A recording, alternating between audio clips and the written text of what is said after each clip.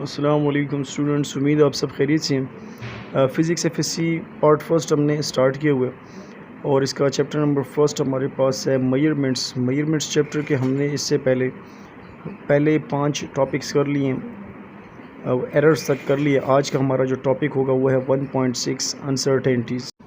अगर सिंपली हम अनसर्टेनिटी के बारे में बात करें तो अनसर्टेनिटी डेली लाइफ में हम काफ़ी कैलकुलेशंस करते हैं और उस कैलकुलेशंस में एरर होने के काफ़ी चांसेस होते हैं। इससे पहले हमारा जो टॉपिक था 1.5 एरर्स एंड इट्स टाइप, उसमें भी हमने यही पढ़ा है कि हमारे पास डेली लाइफ में जितनी भी कैलकुलेशंस होती हैं उसमें एरर लाजमी होता है। सो उस एरर की वैल्यू फाइंड करना कि हमारे पास ये एरर कितना आया, उसका मैग्नीट्यूड फाइंड करना, उसकी क्वान्टिफिकेशन करना और उसमें जो शक हमारे पास उस वैल्यू में है उसको फाइंड करने को हम कहते हैं ये हमारे पास है अनसर्टेनिटी, और उस वैल्यू को हम कहते हैं uncertain value. According to definition the quantification और मैग्नीट्यूड ऑफ एरर और doubt in measurement is called uncertainty. Simply हमारे पास एरर जो होता है उसका मैग्नीट्यूड जब हम फाइंड करते हैं तो उसी को हम कहते हैं कि ये हमारे पास अनसर्टेनिटी है। सो अनसर्टेनिटी हमारे पास हमेशा स्मॉल भी हो सकती है, ज़्यादा भी हो सकती है। सिंपली बात है, अगर आपके पास जो इंस्ट्रूमेंट है उसमें एरर ज़्यादा है तो हमारे पास अनसर्टेन वैल्यू ज़्यादा आएगी, और इसी तरह अगर आपके पास एरर कम है तो आपके पास अनसर्टेनिटी कम आएगी। अब यहाँ तक हमें ये पता चल गया कि हमारे पास जितनी भी वैल्यूज़ होती हैं, जितनी भी कैलकुलेशंस होती हैं, उसमें हमारे पास अनसर्टेनिटी के या एरर के चांसेस काफ़ी ज़्यादा होते हैं। तो जब हमारे साइंटिस्ट जब भी कोई एक्सपेरिमेंट करते हैं, उससे कैलकुलेशन करते हैं, क्वांटिटीज़ हमारे पास लेते हैं, सो उससे जो डेटा कलेक्ट करते हैं उसको एक रेंज के अंदर वो फिर देते हैं, उसकी वैल्यू को वो एक रेंज के अंदर देते हैं कि हमारी वैल्यू यहाँ से लेके यहाँ तक होनी चाहिए। तो उसमें उनके पास मेजरमेंट की जो वैल्यू देते हैं उसमें उनके 2 पार्ट होते हैं। तो पहला पार्ट हमारे पास बेस्ट एस्टिमेटेड जो वैल्यू होती है वो होती है, जिसको वो ट्रू वैल्यू भी नाम देते हैं, और बीच में फिर वो देते हैं अनसर्टेनिटी। तो बेस्ट वैल्यू का ये मतलब है कि ये बिल्कुल उनको कंफर्म है कि हमारे पास इतनी वैल्यू हैगी, और बीच में जो अनसर्टेनिटी देते हैं प्लस मीन्स ज़्यादा भी हो सकती है और माइनस मीन कम भी हो सकती है। सो इस लिहाज से हमारे पास कुछ वैल्यूज़ आएंगी। सो यहाँ पर एक एग्जांपल लेते हैं इस चीज़ को समझने के लिए। सो जैसा कि मैंने आपको बताया कि एक्सपेरिमेंटर जो होते हैं वो और हमारे साइंटिस्ट जो होते हैं वो जो भी वैल्यू लेते हैं तो वो एक रेंज के अंदर लेंगे, बीच में अपनी अनसर्टेनिटी भी शो करेंगे कि यहाँ से लेके यहाँ तक आंसर आ सकता है। तो यहाँ पे एक एक्सपेरिमेंटर ने एक वैल्यू ली है जो है 5.07 जी प्लस माइनस 0.02 जी। तो अब इससे हम ये अंदाज़ा लगा सकते हैं कि हमारे पास जो फर्स्ट पोर्शन है इस वैल्यू का, ये हमारे पास ट्रू वैल्यू है जो बेस्ट एस्टिमेटेड वैल्यू है, और जो सेकंड पोर्शन है ये हमारे पास अनसर्टेनिटी है इस वैल्यू की। तो हमारे पास जो एक्सपेरिमेंटर है वो यहाँ पर कन्फर्मली तौर पर ये कह सकते हैं कि हमारे पास वैल्यू 5.05 से स्टार्ट होती है और इसकी रेंज हो सकती है 5.09 तक। तो इस रेंज के दरमियान में या इस रेंज के बीच बीच में हमारे पास वैल्यू आ सकती है। सो इसके बाद हम ये देखते हैं कि हमारे पास अनसर्टेनिटीज़ की टाइप्स कितनी हैं। सो हमारे पास अनसर्टेनिटी की 2 टाइप्स हैं। एक को हम कहते हैं एब्सोल्यूट अनसर्टेनिटी, और सेकंड हमारे पास परसेंटेज अनसर्टेनिटी या रिलेटिव अनसर्टेनिटी भी इसको कहते हैं। सो एब्सोल्यूट अनसर्टेनिटी में हमारे पास यूनिट आता है, और यूनिट वो आता है जो हमारे पास क्वांटिटी जो भी यूज़ हो रही है उसमें उसका यूनिट आता है, और इसके लिए हमारे पास जो सिंबल यूज़ होता है वो हमारे पास डेल यूज़ होता है, जिसको हम चेंज भी बोलते हैं। इसके बाद हमारे पास परसेंटेज अनसर्टेनिटी, और परसेंटेज अनसर्टेनिटी का हमारे पास यूनिट नहीं आता, और इससे जो भी हमारे पास आंसर आता है उसी अनसर्टेनिटी हमारे पास परसेंटेज में होती है। फॉर एग्जांपल 100 में से ये बताते हैं कि हमारे पास इसमें अनसर्टेनिटी 5% है, 0.2% है, जितनी भी परसेंट हो, ये हमें परसेंटेज में अनसर्टेनिटी बताता है। सो हमें डिफरेंट किस्म की कमांड्स मिलेंगी कि हम दो चीज़ों को या तो ऐड करें, सबट्रैक्ट करें, मल्टीप्लाई करें, डिवाइड करें या पावर करें। सो हमारे पास इसमें जो पहली टाइप आती है वो है एडिशन करना या सब्ट्रैक्शन करना। सो एडिशन और सब्ट्रैक्शन के बीच में हम 2 क्वांटिटीज़ की अनसर्टेनिटीज़ को या ट्रू वैल्यूज़ को किस तरह से ऐड या सब्ट्रैक्ट करेंगे, सो वो हम देखते हैं। सो फॉर एग्जांपल आपके पास क्वांटिटी ए है और क्वांटिटी बी है। सो ए की वैल्यू के बीच में लाजिम बात है अनसर्टेनिटी भी होगी, तो हम ओवरऑल इसको लिखेंगे ए plus minus del A, means that ए हमारे पास ट्रू वैल्यू और डेल ए हमारे पास इसकी अनसर्टेनिटी। इसी तरह जो बी वैल्यू है इसको हम B plus minus del B लिखेंगे। बी हमारे पास ट्रू वैल्यू है और ये हमारे पास अनसर्टेनिटीज़ की है डेल बी। तो अब हम इन दोनों को अगर ऐड करेंगे या सब्ट्रैक्ट करेंगे तो हमारे पास जो फाइनल रिजल्ट आएगा z। फॉर एग्जांपल हम इनको ऐड करते हैं तो हमारे पास z प्लस डेल z आएगा। z हमारे पास इसकी ट्रू वैल्यू होगी और हमारे पास डेल z इसके बीच में इसके जो एडिशन से जो अनसर्टेनिटी आई है वो है। इसी तरह माइनस करेंगे तो माइनस के बीच में हमारे पास इसी तरह होगा। सो सबसे पहले हम एडिशन करते हैं तो एडिशन के बीच में a प्लस बी लिखते हैं। a हमारे पास उससे रिजल्ट आता है हमारे पास z। सो हमारे पास ए की वैल्यू है A plus minus del A और बी की वैल्यू है B plus minus del B. So हम इन दोनों को लिखते हैं Z plus minus del Z हो जाएगा, क्योंकि जेड के बीच में भी अनसर्टेनिटी है, इज इक्वल टू बीच में प्लस साइन पुट करेंगे। अब यहाँ पर देखने वाली बात यह है एडिशन या सब्ट्रैक्शन में कि हम इसमें जो ट्रू वैल्यूज़ है दो क्वांटिटीज़ की जो दोनों ट्रू वैल्यूज़ होती है उनको हम आपस में ऐड करेंगे, तो ए प्लस बी हमारे पास ऐड हो जाएगा और इनकी अनसर्टेनिटीज़ को हम अलग से प्लस कर लेंगे, प्लस माइनस साइन बीच में लिख के del A plus del B आ जाएगा। सो ये हमारे पास फाइनल रिजल्ट आएगा इससे। इसी तरह हम डिफरेंस की तरफ आते हैं या जिसको सब्ट्रैक्शन भी कहते हैं। सो हमारे पास ए माइनस बी से जेड आएगा। सो जेड हमारे पास इसमें भी अनसर्टेनिटी आएगी, तो Z plus minus del Z is equal to हो जाएगा ए की वैल्यू हम प्रॉपर लिख देते हैं, इसकी अनसर्टेनिटी भी बीच में माइनस साइन पुट करेंगे और बीच में लिखेंगे बी की वैल्यू है B plus minus del B. So हम यहाँ पर इसमें वैल्यूज़ पुट करते हैं। जो वैल्यूज़ हम पुट करेंगे तो हमारे पास ए और बी को हम जो ट्रू वैल्यू है इसको हमें माइनस करना तो माइनस कर लेंगे और इसी तरह हमारे पास जो इनकी अनसर्टेनिटीज़ हैं उनको हम अलग से प्लस कर लेंगे। सो ये हमारे पास पूरा रिजल्ट आएगा। अब इन्हीं की बेस पर हम दो एग्जांपल्स करते हैं जिसमें हम एडिशन भी करेंगे और सब्ट्रैक्शन भी करेंगे। सो सबसे पहले हम करते हैं एडिशन। सो एडिशन के लिए हमारे पास दो वैल्यूज़ हैं, L1 है और L2 है और इनकी अनसर्टेनिटीज़ भी हमारे पास है। सो एडिशन में हम इस तरह करते हैं कि इनकी जो ट्रू वैल्यूज़ होती हैं उनको हम आपस में प्लस करेंगे। सो L1 और प्लस L2 हो जाएगा। इसी तरह हमारे पास प्लस माइनस आएगा, इनकी अनसर्टेनिटीज़ को हम अलग से प्लस करेंगे। सो हम इसमें पुटिंग कर लेते हैं तो d plus minus del D हमारे पास बराबर आ जाएगा 5.2 प्लस 7.4 प्लस माइनस 0.1 प्लस 0.1 आ जाएगा।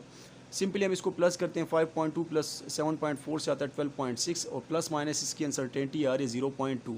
सो हमारे पास जो टोटल वैल्यू आ रही है डी जो एक्चुअल जो ट्रू वैल्यू वो है 12.6 और इसके बीच में जो अनसर्टेनिटी डेल डी है वो है 0.2 सेंटीमीटर। सो इसी का जो पार्ट बी है उसमें हम कर लेंगे सब्ट्रैक्शन या डिफरेंस कर लेंगे। सो डिफरेंस करने के लिए हम जो ट्रू वैल्यूज़ होती हैं इनको आपस में सब्ट्रैक्ट करते हैं, जो सेकंड वैल्यू होती है उसको हम सब्ट्रैक्ट करते हैं फर्स्ट वैल्यू से और हम इनकी अनसर्टेनिटीज़ को हमेशा प्लस करते हैं। सो इसी तरह से हम आगे प्रोसीड करेंगे। हमारे पास ये फार्मूला है, इसमें हम पुटिंग कर लेते हैं। सो पुटिंग हम जब करते हैं तो हमारे पास d plus minus del D बराबर आता है 7.4 माइनस 5.2। 7.4 हमारे पास L2 है और इसी तरह 5.2 हमारे पास L1 है।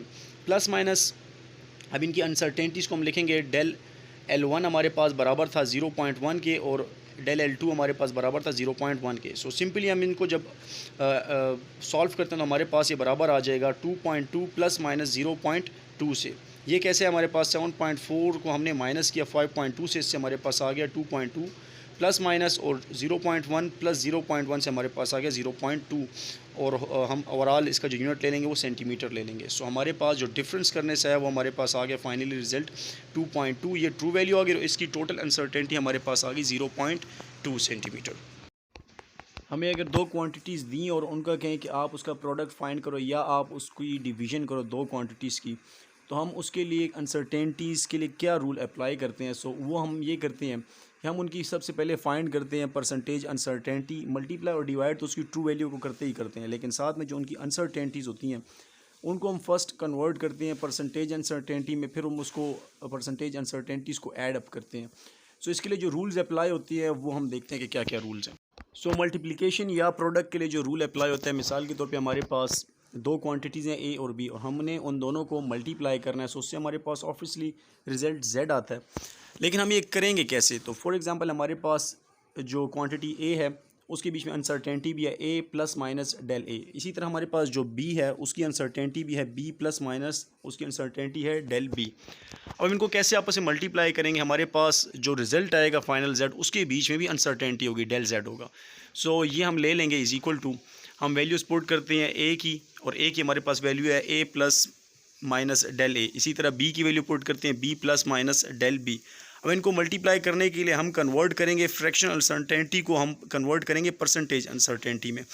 सो ये कन्वर्ट करने के लिए हमारे पास एक रूल है, उसको हम फॉलो करेंगे। वो मैं आपको फार्मूला बता देता हूँ। ये साइड पर जो आपको नज़र आ रहा है ये हमारे पास फ्रैक्शनल अनसर्टेनिटी को कन्वर्ट करने का फार्मूला है। इसमें हम ऐसा करते हैं कि हम अनसर्टेनिटी लेते हैं और उसको मल्टीप्लाई करते हैं 100 से और डिवाइड करते हैं इसकी ट्रू वैल्यू से, तो इससे हमारे पास परसेंटेज अनसर्टेनिटी आ जाती है। इस तरह हम जो फर्स्ट ए की अनसर्टेनिटी है फ्रैक्शन उसको भी हम परसेंटेज में कन्वर्ट कर देंगे और इसी तरह जो बी की फ्रैक्शनल अनसर्टेंटी है उसको भी हम कन्वर्ट कर देंगे परसेंटेज अनसर्टेंटी में।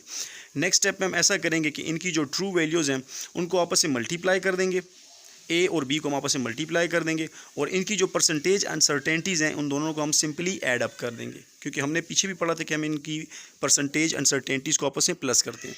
सो हमारे पास इन दोनों से जो रिज़ल्ट आएगा वो हम यहाँ पर लिख देंगे। सो फॉर एग्ज़ाम्पल हमारे पास A B plus minus del A plus del B की परसेंटेज अनसर्टेंटी आ गई। अब हम अगेन ऐसा कर लेंगे कि परसेंटेज अनसर्टेंटी को दोबारा से कन्वर्ट कर लेते हैं फ्रैक्शनल अनसर्टेंटी में, तो हमारे पास जो टोटल अनसर्टेंटी आ रही है प्रोडक्ट के बीच में वो आ जाएगी। सिमिलरली हम क्वोशंट या डिवीजन में भी इसी तरह करते हैं। हाफ से मैं शुरू करता हूँ। हमारे पास सिंपली हम ए और बी को आपस में डिवाइड कर लेंगे, जो ट्रू वैल्यूज़ उनको डिवाइड कर लेंगे और सेम प्रोसीजर अप्लाई करेंगे इनकी अनसर्टेंटीज़ के साथ। सिंपली हम शुरू में इनकी जो फ्रैक्शनल अनसर्टेंटी है उनको आप कन्वर्ट कर लेंगे परसेंटेज अनसर्टेंटी में। देन हम इनकी परसेंटेज अनसर्टेंटी को ऐड अप करेंगे और इनको ऐड करने के बाद दोबारा से हम इनको कन्वर्ट कर लेंगे फ्रैक्शनल अनसर्टेंटी में। सो इस लिहाज से हमारे पास डिवीज़न के अंदर जो टोटल अनसर्टेंटी आ रही है वो फाइंड हो जाएगी। नेक्स्ट टाइप हमारे पास यहाँ पर है पावर रूल, और पावर रूल हम तब यूज़ करते हैं कि जब हमें कोई क्वांटिटी दी हो और उसके बीच में अनसर्टेंटी भी हो और हमें कहा जाए कि इसके ऊपर पावर भी है, एन पावर है, मींस जेड स्क्वायर भी हो सकता है, क्यूब भी हो सकता है, कोई भी पावर हो सकती है। तो हम सबसे पहले उसकी परसेंटेज अनसर्टेंटी फाइंड करते हैं और उसको मल्टीप्लाई कर लेंगे उसकी पावर से। तो मिसाल के तौर पे हमारे पास एक z वैल्यू है और ये रिज़ल्ट आता है हमारे पास ए एन से। ए हमारे पास कोई क्वांटिटी है और ए हमारे पास बराबर है ए प्लस माइनस डेल ए के, मीन्स दैट इसमें अनसर्टेंटी भी है। अब हम ऐसा करेंगे कि हम सबसे पहले इस फ्रैक्शनल अनसर्टेंटी को डेल ए को कन्वर्ट कर लेंगे परसेंटेज अनसर्टेंटी में। तो ये तो हमने सिंपली कर लिया। अब यहाँ पर हम ए के ऊपर एन की पावर इस्तेमाल कर लेंगे प्लस माइनस, और हम परसेंटेज अनसर्टेंटी को मल्टीप्लाई कर लेंगे उसकी पावर एन से। जब हम ऐसा करते हैं तो ए एन से हमारे पास सिंपली जो भी आ गया वो हम लिख लेंगे, और हमारे पास ए एन की वैल्यू को जब हम मल्टीप्लाई कर लेंगे परसेंटेज अनसर्टेंटी से तो हमारे पास उससे जो फाइनली रिज़ल्ट आएगा वो हमारे पास ए एन परसेंटेज अनसर्टेंटी हो जाएगा। अब अगर हम राउंड ऑफ इसको करें तो A N plus minus percentage uncertainty को हम दोबारा से कन्वर्ट कर लेंगे फ्रैक्शन अनसर्टेंटी में। तो हमारे पास जो फाइनली रिज़ल्ट आता है z plus minus del z, जो हमारे पास पावर लगाने से भी आता है, वो हमारे पास A N plus minus del z हमारे पास आ जाएगा। ये हमारे पास पावर रूल के लिए इस तरह का तरीका अप्लाई होगा। अब यहाँ पर ये जितनी भी हमारे पास 5 टाइप थी, हमारे पास सबसे पहले एडिशन थी, फिर सब्ट्रैक्शन थी, फिर उसके बाद हमारे पास था पावर, उसके बाद हमारे पास था मल्टीप्लिकेशन, फिर हमारे पास था डिवीजन, और लास्ट में हमारे पास था पावर रूल। सो इन सब के ऊपर मैं एक और वीडियो बनाऊंगा जिसमें मैं इसके ऊपर एग्जांपल्स या न्यूमेरिकल करूंगा, जिससे आपको सब कुछ क्लियर हो जाएगा इंशाल्लाह।